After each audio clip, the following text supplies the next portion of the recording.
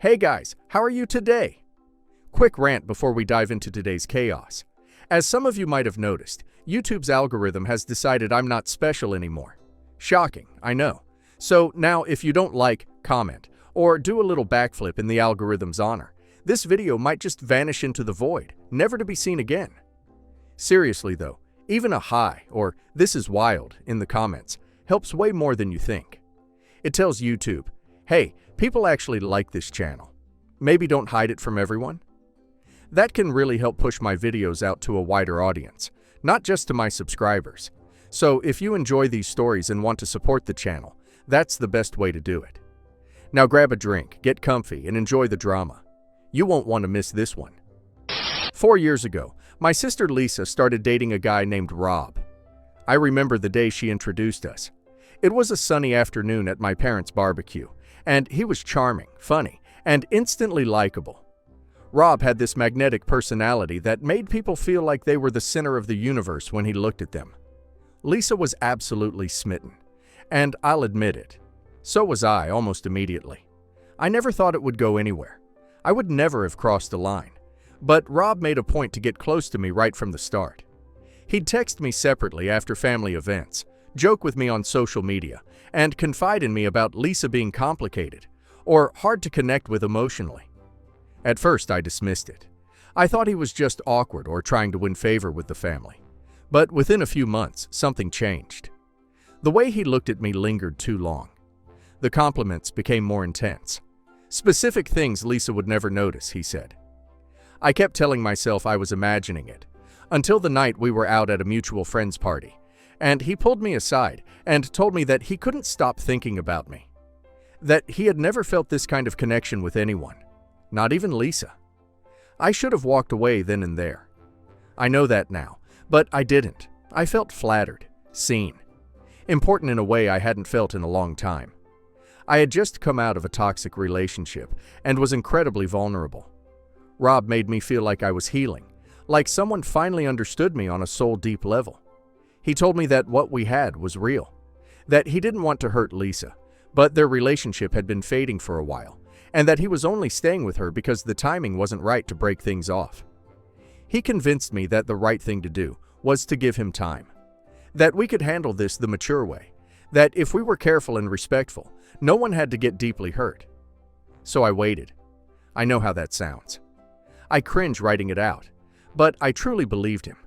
He said he was planning to break up with Lisa soon, that he was just waiting for the right moment, after her finals, after her new job settled, after our grandmother's surgery. There was always something, and I let him delay it for 3 years. In that time, we kept things secret. I hated myself more and more with each passing month, but every time I tried to end it, Rob would come back with the same arguments. That we were meant for each other, that no one else understood him like I did, that we are soulmates, that he would leave her soon, that this was temporary, that I just had to trust him. I stopped going to family events if I knew they'd be there. I distanced myself from Lisa. I told her I was just busy or overwhelmed. I missed birthdays, holidays, and coffee dates with her, all because I couldn't handle looking her in the eye. I told myself I was protecting her. I told myself the longer we kept it quiet, the easier it would be when he finally left her. Then I found out they were planning to move in together. Rob didn't even tell me. I saw it on my sister's Facebook, a photo of them holding keys. Officially homeowners, it said. The caption was full of hearts. The comments were all congratulations. I felt like I'd been punched in the stomach. When I confronted him, he said it didn't mean anything, that it was just a lease, and he was only doing it to keep up appearances, that he'd talk to her soon. But that was the moment I finally saw the truth. He had never intended to leave her. He was never going to choose me. He had strung me along for 3 years, feeding me just enough affection to keep me quiet, while fully committing to my sister in public. I ended it. I blocked his number, deleted everything, and cried for days. Not just for myself, but for Lisa too. For the wreckage we were both sitting in without even knowing it. And then, I did the only thing I thought I could do that felt remotely right. I told her everything. I sent her a message explaining the entire situation. I included screenshots, timelines, emails, voice memos. I gave her everything. Not to get her forgiveness. I knew I didn't deserve it. But because I couldn't let her keep building a life with someone who had lied to both of us. Who had manipulated not just her, but me too. She never replied. I was blocked within minutes. I haven't heard a word from her in months. Our parents haven't said anything, but I know she's told them. Family gatherings have been tense and awkward. Rob, from what I've heard, was also blocked and cut off entirely. They broke up. He apparently moved back in with a friend, and Lisa hasn't spoken about it at all. I've destroyed our relationship, and I don't blame her. But here's the thing I'm struggling with. I genuinely believe I was manipulated too. Rob played us both. He isolated me from my family, kept me in the dark, made endless promises he never intended to keep. I was in a fog for years. I still don't know who I was back then. I only know I was desperate for love, and he used that. I'm not trying to say I was innocent. I wasn't. I knew I was hurting her by keeping this secret. I knew the truth would eventually come out, but I kept hoping it would happen the right way, that Rob would take responsibility and end things cleanly. He never did. I did, and now I don't know if I should ever reach out again. I want to tell Lisa how sorry I am. I want her to understand that I was a victim. We both were. I want her to know that I see now how twisted and unhealthy it was, that I've started therapy, that I've been confronting who I became, and why I allowed it to happen. But part of me wonders if contacting her again would only cause more pain. So Reddit. Am I the asshole for telling my sister the truth? After being manipulated into a secret 3-year relationship with her boyfriend, and wondering if I should ever reach out again? Ah yes, the classic, we didn't mean to hurt anyone. We just secretly betrayed my sister for 3 years. Defense. Totally reasonable. And how noble of OP to finally come clean. Right after he moved in with her. What impeccable timing. Truly the hallmark of a morally conflicted homewrecker. But hey, as long as OP was emotionally manipulated, I guess Lisa's world shattering is just a subplot. Hopefully she sends OP flowers for being so brave. And now let's hear community's opinion. Yes, the a-hole. You can try to frame this however you want. Emotional manipulation, being vulnerable, Rob's lies. But at the end of the day, you had an active affair with your sister's boyfriend for 3 years. That's not a mistake. That's a choice. Over and over again. You weren't just a victim. You became his accomplice.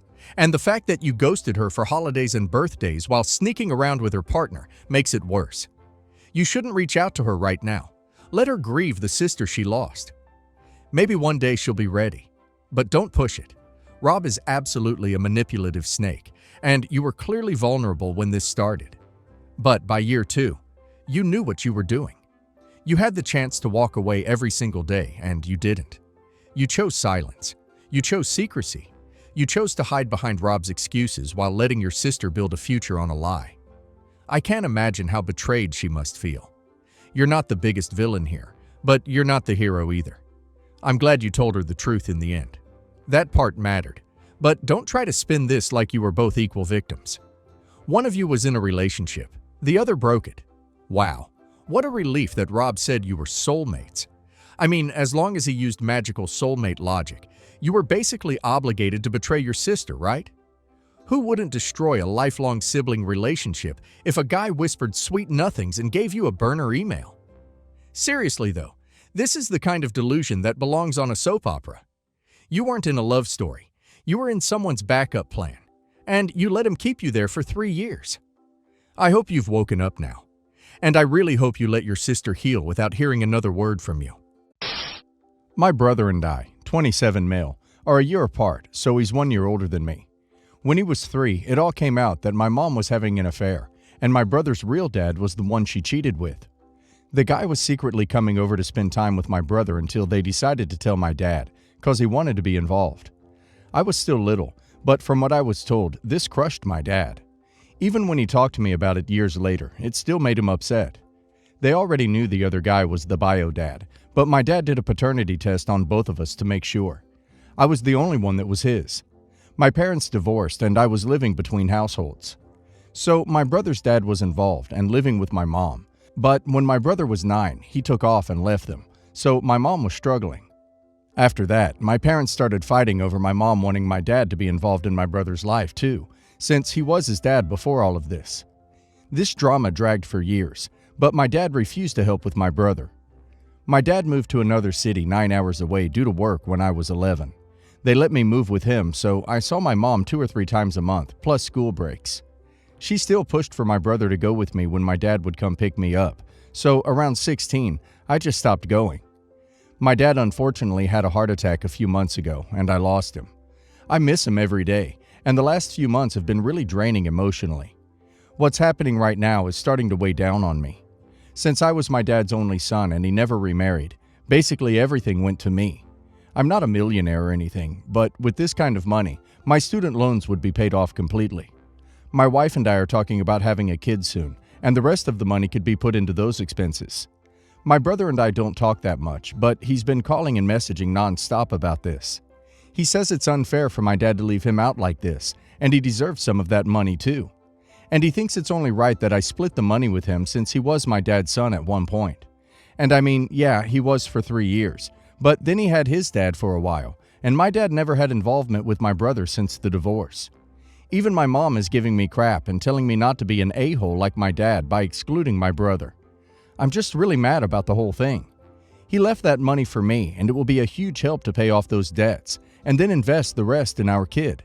But I don't know if not wanting to split what I received with him is an a-hole thing or not. Not the a-hole. There's no responsibility to him. It doesn't matter that he was his dad for all of a whopping 3 years. He had his dad. They chose him, and only guilted your father when they were jilted. Your mother has turned him into an entitled person like her. Not the a-hole. How much do you remember from being a 3-year-old? If anything, your mom is an a-hole. Sorry for talking crap on your mom. For pushing him on your dad and probably building up the injustice of it all with him. But no, you are not an a-hole. Not the a-hole. You do not need to give your brother any of the money your dad left you. In fact, it would be disrespectful to your dad's memory to do it, knowing how he felt about the situation. I am not sure where your mom got the idea that it is other people's responsibility to work out the complications she created in her life by cheating and having a child with a man other than her husband. But that makes her an a-hole. She was fine with divorcing your dad and living with the other guy, and only wanted your dad to be involved when the other guy turned out to be a deadbeat. You are not responsible for the fact that your brother's dad is such a loser. Your brother and you don't talk that much, but all of a sudden, he is constantly in touch because he wants your money. That's a-hole behavior. If he wants help, he should reach out to his father and ask.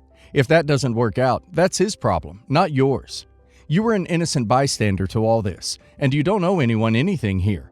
I would tell him and your mother that the answer is no. You are honoring your father's wishes, and nothing they say will change your mind about that. The money will be used for your debts, and to start your family on a good footing. Tell them the next time they mention it, you will block their numbers and do your best to move on without them. We are not billionaires, but no one is struggling. With loosened restrictions, family and friends decided to go abroad for a birthday celebration for my father. On the last day, I booked a restaurant for everyone as a thank you to my father. I would pick up the entire bill for over 30 people, plus children. Everyone was informed of where, when, 4 p.m., and what to wear, restaurant dress code, expensive place. One person was missing, Lisa, the daughter of my mother's longtime friend. Lisa's the type of person who has a hard time sticking to start times. She also has a habit of making everything about her, such as the time I finalized my mixed Asian and white daughter's adoption. At that celebration, she brought a Mexican guy no one knew she was dating. Very rare for her, as she publicly proclaims every bowel movement on social media, claiming he was just like my daughter, and that she had brought him out of his shell by making him find his roots. The guy looked awkward and tried to correct her that he was Mexican, but she made a scene, proclaiming that his slanted eyes were proof he was mixed. After much back and forth, he just nodded along to whatever she said for the rest of the evening. After that event, no one ever saw him again. Wise choice on his part. We all waited for 30 minutes to see if she would show, then everyone moved on from appetizers to the main course. By 7 p.m., everyone was ordering desserts. That is when Lisa, her 4 children, and some random guy came and joined one of the side tables after trying to get a space on the main table with my father. She berated everyone for not waiting for her before ordering, and snapped at the waiter to bring her what she wanted off the menu. By 7:30, most of us were finished and people started getting up to leave. I closed the bill. By this time, Lisa was in the middle of her main course. She ordered the most expensive items, including 2 bottles of the most expensive champagne. As I started getting up, she told me to hang on a bit as she wasn't finished yet, and I needed to pay. I told her that when I invited people for this dinner, it was understood that I would be paying for those that came on time, and were finished by the time I left, not for people eating long after I had left the place. The restaurant manager heard this and wouldn't let Lisa or her party leave with me, and called the police on her as she started crying, saying she had no money to pay for the meal. The guy also had no money. When we returned home, her mother spammed my phone because Lisa was taken to jail and is still stuck in that country. She wants me to settle the bill as it's my legal obligation, and cover her new travel costs and buy her expensive jewelry as an apology. She sent me links to what to buy her. My mother says that maybe I should bail her out this one last time. 2 of her baby daddies want me to at least pay for the new return tickets for their children, as the CPS of that country are looking after them. Not the a-hole. The fact that someone is demanding that you even buy her jewelry as an apology? What the duck is wrong with these people? The fact that she ordered the most expensive options just shows that she is leeching off you. Do not pay for her when she refuses to follow the rules. Hopefully she got taught a valuable life lesson. Not the a-hole. She continues to behave like a spoiled brat because she doesn't have to pay the consequences when she screws up. I'm conflicted on the kids because they should never have to pay for their parents' poor choices. I'd let the 2 baby daddies know that she knew exactly what she was doing when she showed up, and you're not bailing her out. Helping the littles get home would be a nice gesture, but I would not lift a finger to help the woman. As far as giving her jewelry, what the actual duck? Not the a-hole. She's 3 hours late. Everyone is almost ready with eating. She takes a stranger to dinner without asking, doesn't apologize, and even expects all of you to wait and eat for 3 hours. Ultimately, she also wants you to wait for her after your dinner so that you can pay for the bill for her. If she had cared about your father and his birthday, she would have just been on time, or at most half an hour late, and wouldn't bring a stranger. Now she just wanted free champagne and free food. You were absolutely right. I hope she learns from this. She has no manners. My husband had crappy birth parents, so he and his siblings were removed and put into the adoption system. They tried to keep the siblings together, but at the time they were put in, my husband and his full brother were far older than their younger half-siblings. The younger 2, a baby and a toddler, were adopted almost immediately. Then my husband was adopted at 10, and his older brother aged out at 18. The oldest 3 reunited, but they're still looking for the youngest. My husband and I want to adopt. Ideally, we want to adopt siblings, so we can keep them together, and preferably older kids, 10 plus, as we know it's harder for older kids to get adopted. Obviously, it totally depends on the kids we meet and who we work with as a potential family, but we feel very strongly about adopting older siblings and keeping them together. So if we were to really click with older but unrelated children, or found a set of siblings that included children younger than 10, we'd adapt that plan for them. The process takes a while, but we're nearly at the end of it. We've been approved as adoptive parents and were matched with 2 siblings recently, but something happened with their birth family, so the adoption was denied. We've been told that they'll rematch us very soon, but we've been waiting to hear back for a while now. There was meant to be an open day at a local home, but it's been postponed due to current events. Enter my youngest sister. She's 19, in university, and pregnant. She was going to terminate, but couldn't bring herself to do it. She reached out to us, asking us to adopt her child. We're approved as adoptive parents. We have a decently sized house with more than enough room. She and the father would willingly allow us to adopt the baby, and it would be a very short process for us because we are basically good to go here. However, due to the reasons stated above, this isn't exactly what we had in mind in terms of adopting. We're open to changing the plan, but there's also the issue of my sister being the bio mom. She says she can handle watching me potentially raise her baby, but I can't see this not causing issues, and feel like if she's going to adopt out, she should do it with a couple who aren't so close to home. We explained this and refused. Since then, various relatives, none of whom can take the baby for various reasons, have contacted us asking why we can't take the baby. We've explained and re-explained everything, but we're getting called selfish, mean, cruel, for being picky, because we are at a place in our lives where we can have a baby, and we're turning it down. We thought about asking our friends who are also trying to adopt what they think, but saying, "My sister offered me a baby, but we don't want it," would be pretty tone-deaf when some of them have been waiting for years for one. And that whole sentiment combined with my family's arguments has made us feel incredibly guilty. So we're turning to the internet. Are we the a-hole? Info. We're in the UK, and my husband and I have both been in our current employments for over 2 years, meaning we both have full access to paternity, maternity leave, up to a year of leave for me and 2 weeks for him. The system on that is honestly absurd, but that's another rant for another time. Turns out, that whole bit is wrong, and we'd be allowed to share our leave, so ignore it. And we took adoptive parenting classes that included baby stuff, so we are able to look after a baby, both in terms of competency and finances. But we do feel we'd prefer an older child, preferably children, and we don't know if having a baby could affect our current adoption attempts. We want multiple children, as we're both from big families, and a baby in the house could cause an issue as we're trying to adopt older children. E.g., they might think we just want a free babysitter. Not the a-hole. The fact that your sister is the bio mom could very likely create future conflict. Exactly. There's no way this wouldn't cause issue emotionally for the sister in the long run. Seeing your baby grow up and call someone else mom and you're the aunt could be very hard. What happens down the road if sister changes her mind and wants her kid back because she can't emotionally handle it? That opens up a new can of worms. Not saying that would happen, but there is the possibility. Not the a-hole. You are doing a wonderful thing, adopting older siblings. Your sister's baby will in all probability get adopted quickly by people who want a baby. Not a guarantee, but a very good probability. It's fine for her to ask and fine for you to say no. You don't owe her an explanation beyond the no, though I congratulate you for telling her such personal information. But your sister is refusing to hear no and is harassing you. This seems to lend a lot of weight to your opinion that she's going to try to side-seat parent the baby if you adopt. Your family are a-holes for trying to force you to accept the baby. Update. I told my sister about our friends mentioned earlier, how they're a great couple who have been trying to adopt a baby for 5 years now, how they fostered babies and taken all the classes and know what they're doing, how they live locally and are willing to have an open adoption, and again repeated that myself and my husband don't want to adopt a baby. My sister said that open adoption to a couple of strangers wouldn't work for her, and a couple hours later said that mom and dad are going to help her out.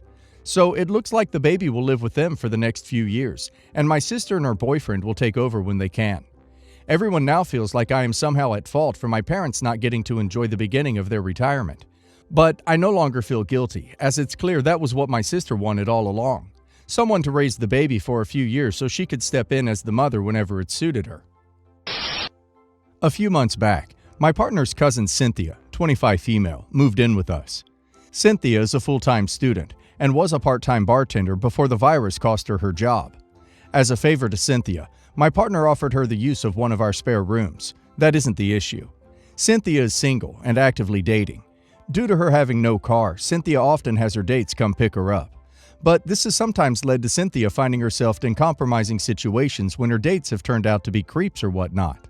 As a result, my partner and Cynthia have formed an agreement that anytime Cynthia feels threatened, she can contact my partner, who will then drop everything to come pick her up immediately. This also isn't the issue. Yesterday, Cynthia left for a date sometime in the afternoon. My partner works in the front line as a healthcare professional, so she is both away from home and unavailable. I, on the other hand, work from home and am relatively more available. So when I get a text from my partner asking me to urgently go pick up Cynthia, I assumed Cynthia felt unsafe and dropped everything to go pick Cynthia up, during work hours no less. After I picked Cynthia up, I asked her whether she is okay. She sheepishly responded that she's fine. I then queried what her date did to make her uncomfortable. Here's the issue. Cynthia's explanation as to why her date made her feel uncomfortable was that he is shorter than she had expected. Not that he treated her inappropriately, not that he made her feel threatened. No. Cynthia's emergency was that her date was ducking shorter than she had hoped. For context, there's currently an extremely tight deadline at my work. I'm working 60 to 80-hour weeks to meet it. To say that I am overworked and understressed is an understatement. So to hear that Cynthia made me drop everything just because her date was shorter than she had thought, cut at my already short fuse.